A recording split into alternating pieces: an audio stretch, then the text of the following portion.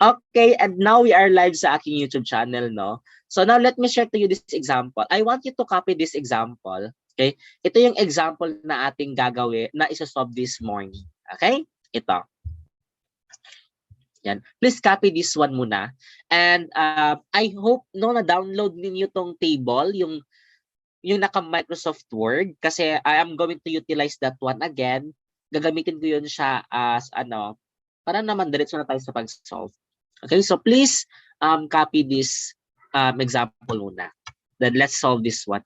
I think ito lang yung discussion natin ngayon. Okay, ito lang. At pagkatapos wala na. Let's end early. Okay, para makapag-relax na kayo. As in, na-shock na ka, Andre. Mo din nag-chat ka, Andrea, kung magklase Opo, ba sir. ako. Kaya na-shock mi, sir, na bas in attendance biya ka, sir. O di dyan na ako kaya magklase gahapon. As in. Oo, like, mo to natulog gihapon ko. O, basta pagkahapon na dyan, mga after atong ni-chat ko sa S9 man siguro to. Oo, kaya ni-chat man si Kuan. Late na dyan ako sila na-replyan. As in, very late na ako sila na-replyan. Except sa S11 na man to, before 3 pa man to siya, so nakapag-chat po sila. Hindi ko magklase kaya di ba siya makaya. Karon ako lang gipugos akong staff na magklase, pero kaya naman siya. Okay? Na-shot na ay magklase. Sige, so kindly copy this table. We are going to solve this one. We are going to find the mean, median, and mode together with the standard deviation and the variance. Okay? Sige, let's solve this one. Let's proceed sa aking Microsoft Word. Pangitawon sana ako Microsoft Word. Okay.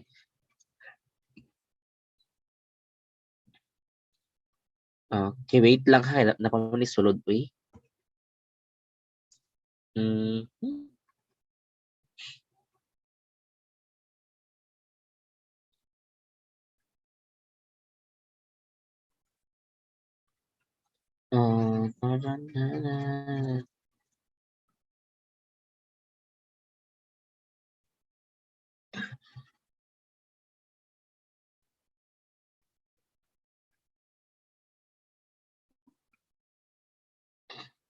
Saan yan? Okay, let me share to you this one, the table. So, I do hope na picturean ninyo ang ang table mismo para diretso na ta. Sige. What are the classes? Anyone, can you give me the classes? Ano yung nauna dito na part? Anyone? 1 to 10, sir. Okay, 1 to 10. After that one? 11 to 20. Okay, 11 to 20. Next? 21 to 30. 21 to 30. 31 Next? to 40. Okay. Nakuha na ako ang pattern. Thank you. And lastly, tama ba? 41 to 50, no? Yes po, sir. Okay, now, based dito class, what is your interval? What is your interval? 10 po, sir. Okay, very good. The interval is 10. If you're going to do manual computation, manual counting, from 1 to 10, it's 10. Or if you are going to do a shortcut, i-minus lang nimo ning lower class ninyo na 11 so 1, that's 10. I-minus lang ninyo ang 21 to 11, that's 10. 31 to 21, that's 10. And class, make it sure that every class, ang tawag ani sila ang tawag nila class, yan sila class, ito class. Every class dapat parehas sila ng interval. Dapat parehas talaga sila ng interval. Okay, now let's proceed to frequency. What is the frequency for 1 to 10 class?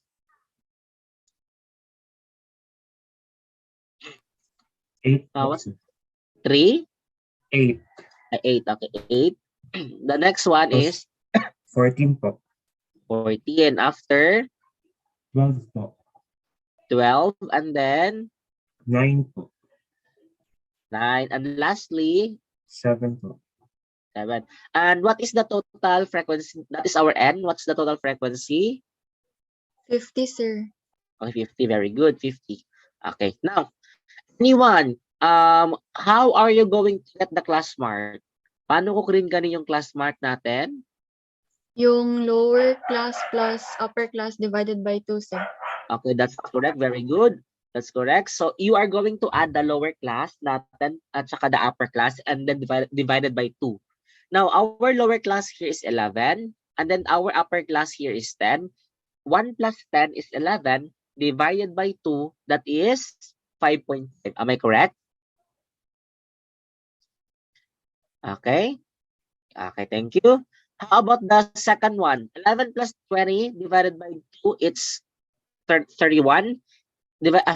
Yeah, 11 plus 20 divided by 2, 31 divided by 2, that's 15.5. Next, 21 plus 30, that's 51 divided by 2, it's 25.5. Then, yeah, nakuha ko na yung pattern. Then, this one.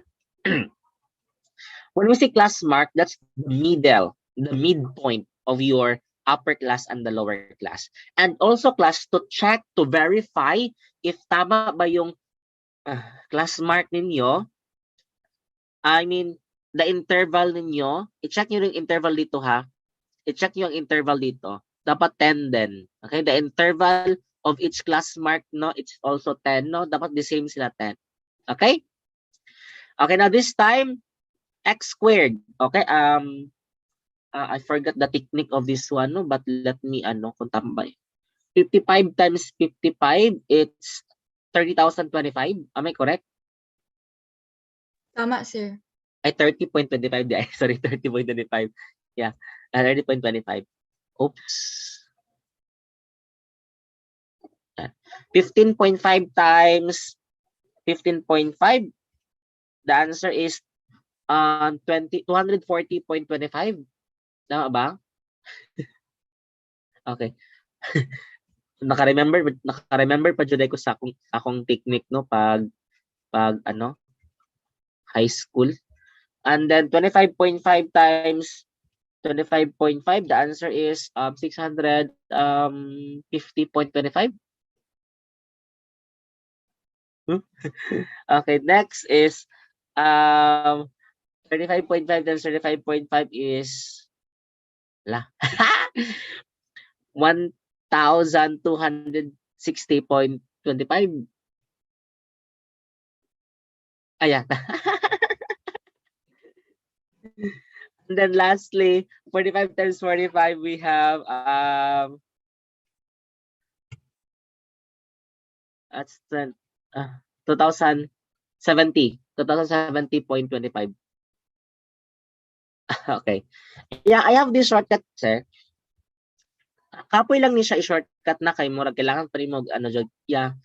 Kung lang running 5.5, 6.5, kaya dali na siya, super dali lang i-mental. Compare ani class, kailangan pa na ko siya i-unaw na taman, kung tama ba. Nani siya technique actually. Yeah, I've learned that technique way back on high school. Wala gining nag-apil-apil tag M top kuno high. So dapat na makabalod daw anak kong maestra.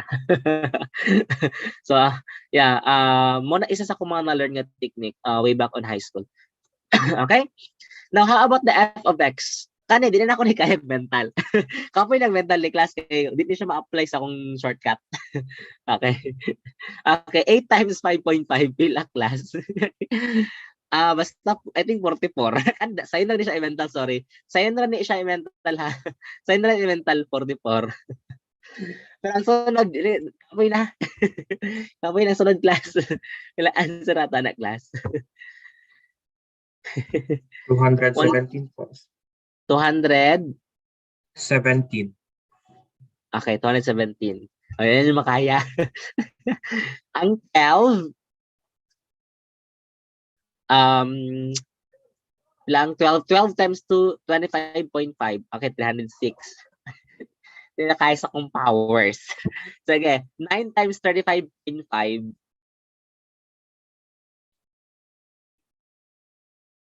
Okay, basta 0.5 ang last, I think. Yeah, it's 319.5. And lastly, 7 times 47.5. 5 carry 3, 318.5. Okay, now class, we are going to get the summation of f of x directly. Again, we are going to get the summation of x directly. And what is the sum or the total of this one? Ano yung total natin dito?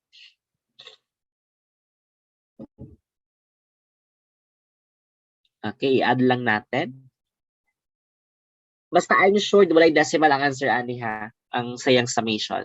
Okay, we have this one already. It's wait lang ka. Yung nag-trap.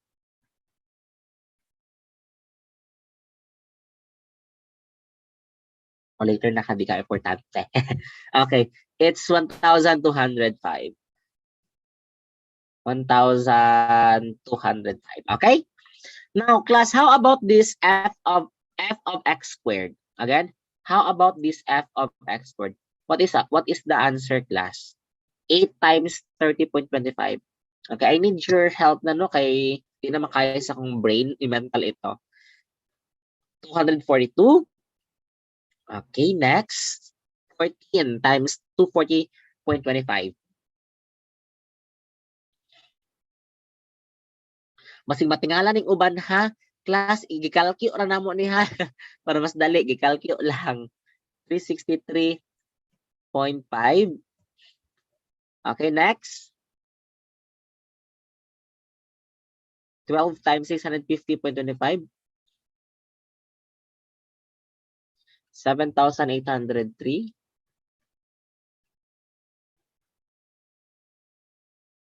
9 times 1,260. Ano na siya? 11,000. 11,342.25. Okay. That's a large number already. And lastly, 14,491.75. Class, by the way, let me give you a reminder about this. Class, you need to solve it correctly and isulat ninyo og tarong ha. Kay if mamali lang jud mo dira og isa lang ka decimal or isa lang ka number, class, dire mamali lang mo isa dire, class.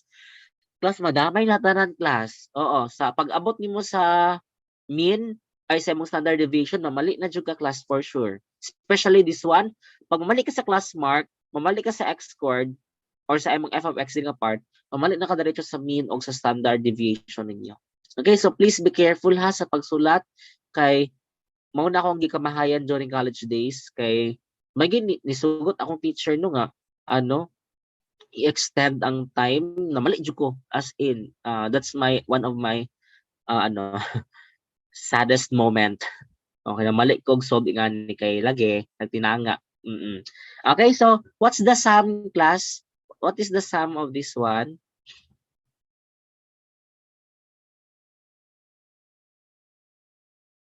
Wait lang ka. Let me take a picture.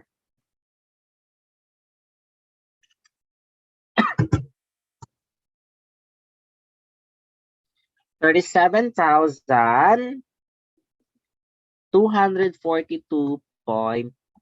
Okay, thank you so much. 37,242.5. Okay, now anyone who can give me how are you going to get the lower boundary at saka upper boundary? Paano kukunin ang lower boundary at saka upper boundary? Anyone? I-subtract po yung lower class by 0.5, sir. Tapos Then, yung upper boundary kay i-add yung 0.5 sa upper class. Okay, very good. So that's how are you going to solve for the lower boundary and upper boundary, ha? Now, our lower classes, we have 1, 11, 21, 31, 41. These are our lower class, okay? So we are going to subtract them by 0.5. So 1 minus 0.5, it's 0.5. 11 minus 0.5, that's 10.5. 21 minus 0.5, that's 20.5. 31 minus 0.5, it's 30.5. And lastly, 41 minus 0.5, that's 40.5. Okay. And for the upper boundary, you are going to add by 0.5 all the upper class. The upper class is 10, 20, 30, 40, 50. So these are your upper class. So you are going to add them by 0.5. So 10.5, then magiging 20.5 na yung isa. Then yung isa 30.5, 40.5, and lastly 50.5. Okay? Now let's proceed to the less than cumulative frequency. Again, less than cumulative frequency. So in this situation, di ba I told you last time, kung sino yung mas nauna dito na frequency, di ba? Ang ating nauna na frequency here is 8. So siya yung siya yung isulat nyo dito na pinakauna. Again ha, siya yung pinakauna na isulat nyo dito. And then yung last number dito ang last number ng less than cumulative frequency is yung n mo. Again, kung ano yung last number dito sa less than cumulative frequency, dapat yan yung value ng n mo. Dapat equal sila, dapat parehas. Okay?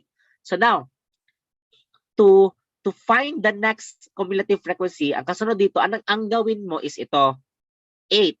8 plus 14, we have 22. So 22. Tapos, para mahanap yung next, 22 times 12, it's 34. Next, 34 plus 9 is 43. Then 43 plus 7, it's 50. O, diba? Nag-end tayo sa 50, which is our n also. Again, nag-end tayo sa 50, which is our n. Okay? So, kompleto na yung table natin. By the way, sa quiz ko, class, ang akong quiz kay ngani siya, class, na siya table. I mean, ang given lang is kani. Yeah. Ang given lang is kanilang jud siya, class. Oo. You are going to create a table. The question ng risk, balik-balik lang yung given.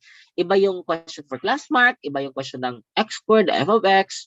So, you need to create the table talaga. Okay? But don't you worry, murag long quiz manggod ang quiz, no? Oo, long quiz yun kay ang quiz. So, I have decided that your quiz is not time bounded. Okay? Dili time bounded ang inyong quiz. So, you can answer it whole day from 7:30 a.m. to 11:59 p.m. Okay? You can answer that one whole day. Okay? So, live mo kay you know, nakabla na ba ako, no? Basta mag-time bounded ko na quiz based on your previous last time. Oo. Ano biya? Dili ka ayo good yung performance kay ma-pressure mo sa time. Okay? So, kompleto na yung table natin. So, let's solve, class. Let's solve for the mean. So, the mean formula is summation of f of x over n. Then, our summation of f of x, we have 1,205. Okay? 1,205 divided by our n is 50. 1,205 divided by 50. What is your answer, class? Basta I'm sure na ano na siya, 24? 24 something. Okay, 24.1. Diba? 24.1. Ako lang gitanaw dira nga clue kay ang 1,200 divided by 50 to 24 man na siya. So 24.1 yung ating mean. Again, 24.1 yung mean natin. Okay, now that's very easy lang, no, to find the mean, di ba? Sayo lang yung pangitao ng mean. Now, to get the median, okay, listen, to get the median, di ba? Nag-instruct ako last time na in order for us to get the median, we need to determine a median class. Di ba?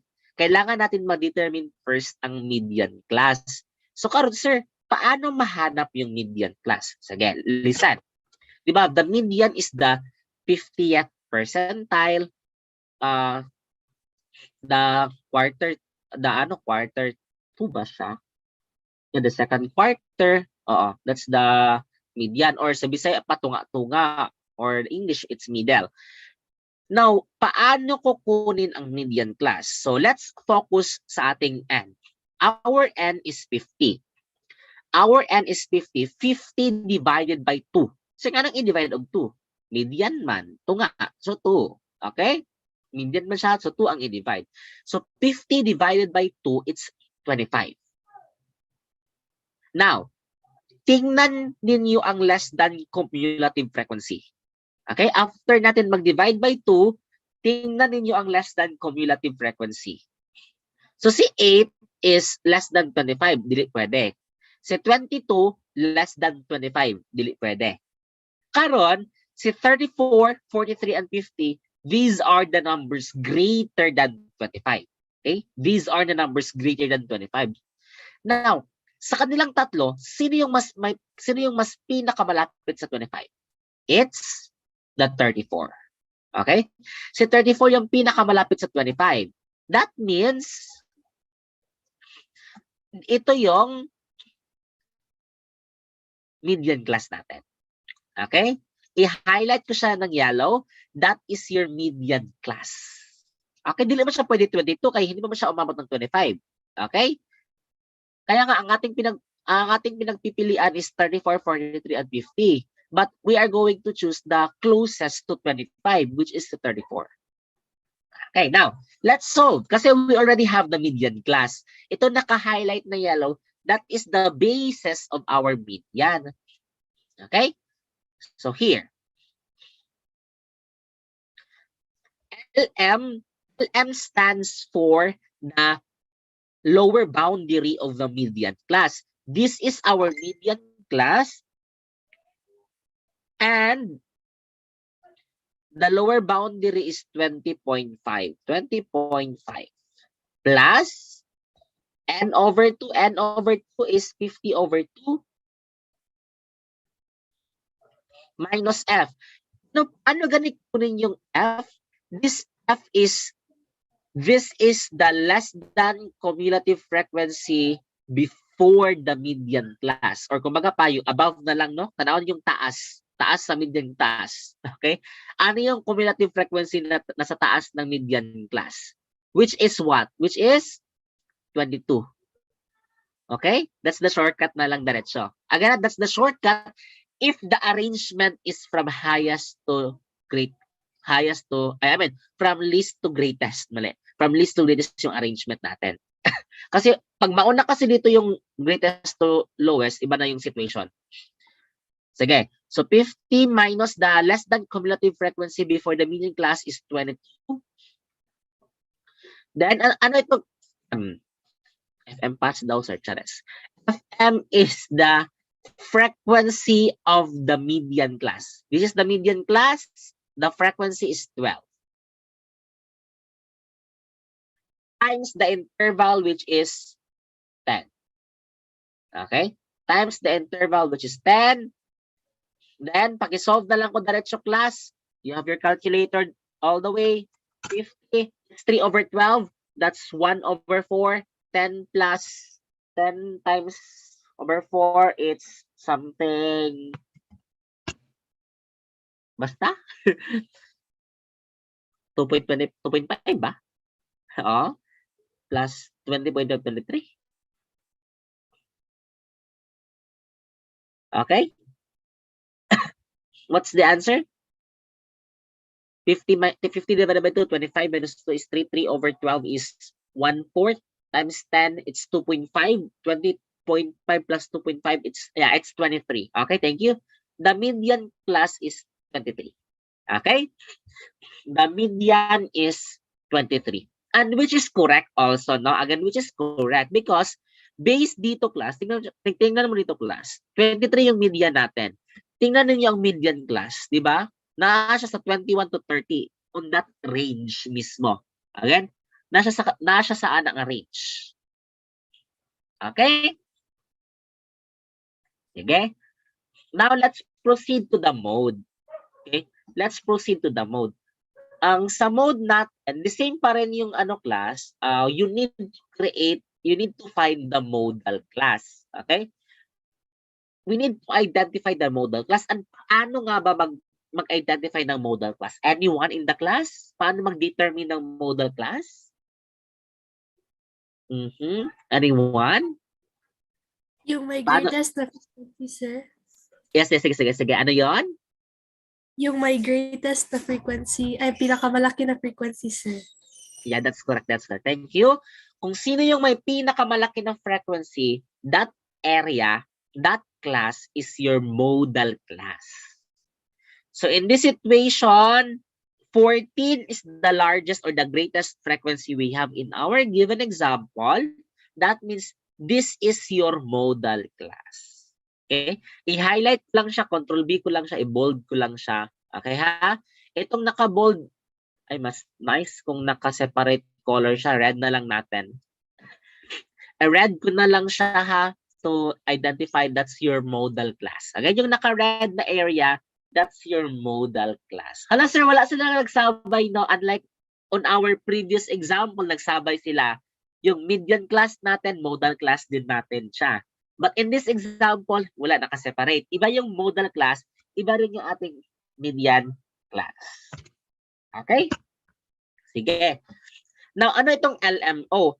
LMO stands for the lower boundary of the median class. The lower boundary of the median class is 10.5. So 10.5 plus, ano itong delta 1? Delta 1 is the difference between the frequency of the modal class, which is 14, at saka yung above ng modal class mo, which is si 8. That's the delta 1. Ang delta 2, difference ng frequency of your modal class at saka yung sa baba niya, which is si 12. That's the delta 2. Kumbaga, ganito ang mangyayari. Gusto mo na ito, bracket. This is 14 minus 8 over 14 minus 8 plus 14 minus 12. Class, make it sure ninyo, class, ha, na dili jud siya mag-negative ang answer dire kay walay negative jud na mahitabo, same sa median. Okay? Dili jud ni siya mahimong negative dito. Yeah, dili jud na siya mahimong negative. Same din dito. Dili jud na siya mahimong negative dira. Okay? So please take note of that one. Now, for your mode, what is your mode? Kindly solve.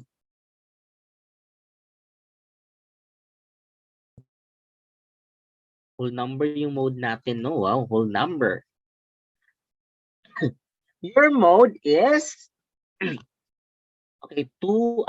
4 plus 2, 6. Huh? Wala day ko 6 di ay 6 over 8. 3/4. Okay. Okay. Okay. 18. Okay, that's correct.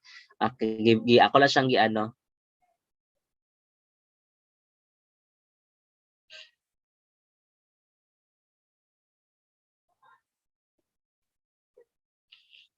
Okay. Ayaw i-times, Lord. Feel ako gi-times din mo, Lord. Feel ako gi-times din mo, Lord. Okay, yeah, it's 3/4 times 10, that's 7.5. Oo. Okay. Sige, the answer is 18. Okay, the mode is 18. That's correct. Again, the mode is 18. That's correct. Okay, thank you. Yeah. Ako dyan mahilig dyan kong mental nung nag-chat na mo yung answer. Okay. Sige, that's correct. 18.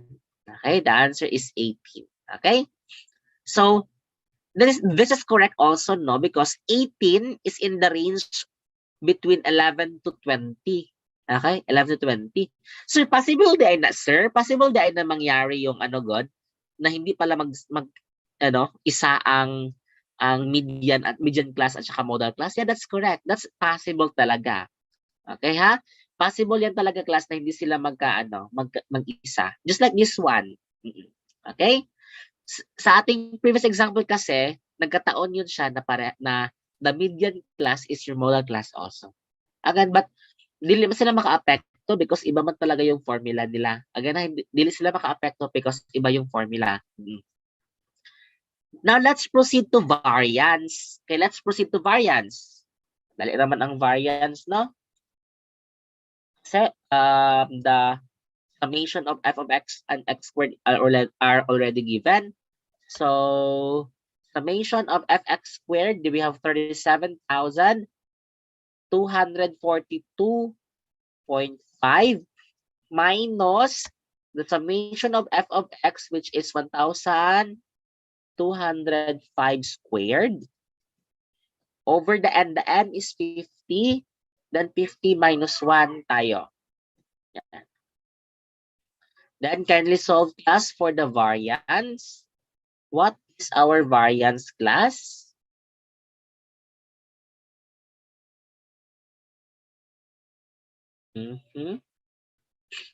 Okay.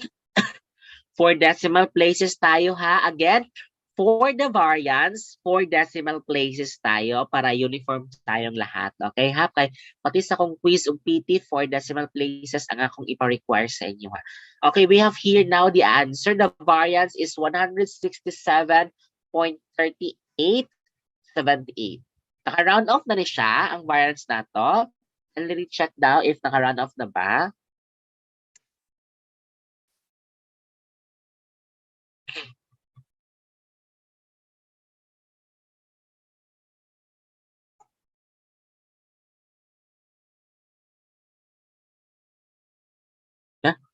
Nalagyan ko answer.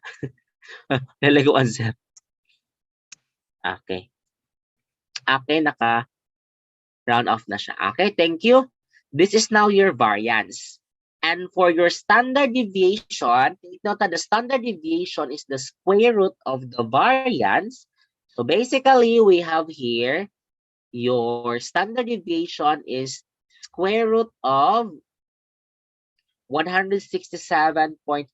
Okay, and we have now the standard deviation of, take note, the standard deviation 2 decimal places only. Again, 2 decimal places yung standard deviation natin. Okay, so square root of 167.3878. What's your answer? Okay, we have here 12.94. Okay, 12.94.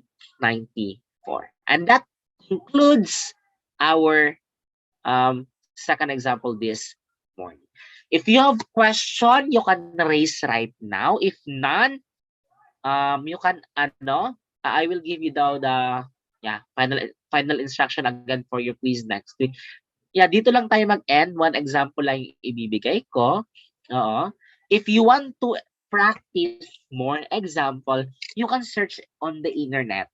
Okay? You can search on the internet. But class, again, to tell you honestly, ang table na ginawa ko itong f of x, ito, iba talaga siya sa formula na gi-follow ko way back on my college days. Yeah, iba talaga, class. Kasi on my college days kasi, class, the formula that we use to find the variance and standard deviation is hindi ito. Yeah, hindi ito. Ang ginaiwasan ko lang talaga, class, is the decimal. Kasi in terms of the accuracy of the value, no, mati-change kasi siya, especially if the mean is decimal, no? Again, if the mean is decimal at saka repeating decimal siya, hindi ganito yung formula ng variance at saka standard deviation na ginamit namin. The formula is ito. Let me share you this one. This is the formula of the variance na ginamit namin noon. Summation, let me copy na lang this one. Actually, similar atong gibuhat na to last time sa ungroup data. Yeah, murag ingat to lang sa ungroup data, class. F times x minus mean squared over n minus. Yeah, this is the formula that we used way back on college. Actually, ito man talaga, kahit search sa internet, ito yung lalabas, class. Ito lang is, ito yung for me ha, mas okay siya kasi less ang ano niya. I mean, in terms of decimal kasi ito, pag yung mean mo kasi is non-terminating decimal, so kailangan mo mag-round off. So mati-change na yung accuracy ng iyong variance at saka standard deviation. Unlike this one, hindi, kasi exact value man talaga yung ginamit natin dito. Pagdating kasi ng f of x, x minus mean squared, may possibility na mag-round off mag-round off. So yun, kaya nga I came across to my mind na hindi na lang ito yung nagamitin kasi the accuracy mas less accurate siya compare nito.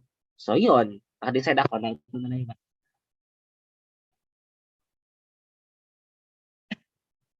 have any concern or question before tayo mag-end? Yung mga answer ka, early ka mag-end. Kung early ka mag-end karon kay kanilang kulang ako example na wala na-discuss. Kanilang akong i-discuss this morning. And for the vacant time siguro, no, it would be better for you to have a practice test. Ganda? I mean, mag-practice mag-solve sa internet. Okay? Para practice po mo, no? I mean, para mas ma-howd mo. Okay? Pag abot yun og quiz class, long quiz bang yun siya kaayo yun, no? Long quiz. Paano makuha ang frequency again? Ay, given na siya, itad. Given na ni daan, given na ni siya daan, itad. Okay? Don't you worry because kanilang man ako ihatag the classes at saka ito ang given na. Given na siya automatically. Pati sa inyong PT, i-given na po na ko siya daan para dili na mo ma-stress. Para less stress na mo, given na nako siya daan kani siya ana. Ay mo kabalaka. Okay? So since wala naman siguro question, again your quiz will be next meeting next week. And then your PT also instruction next week also ipopost ko yung instruction sa PT. Naka-by group ang PT. I think 5 groups only. Yeah, 5 groups. Ang PT ninyo class no mo worth good siya og more than 100 points. Again yung PT ninyo is mo worth siya og 100 points. So this is my suggestion, tarungan ninyo ang PT kay natay individual PT, di ba, yung summative test. Yung summative test talaga ang murang mubira sa inyong grado. For sure naka-quiper kasi yung summative test, so mo nay possibility mo bira sa inyong grado. So kung dako mo score dan sa group PT, bali siya ang mo binat para makatabang siya mo pasar mo sa inyong PT na section. Okay? So that concludes our discussion this morning. To end this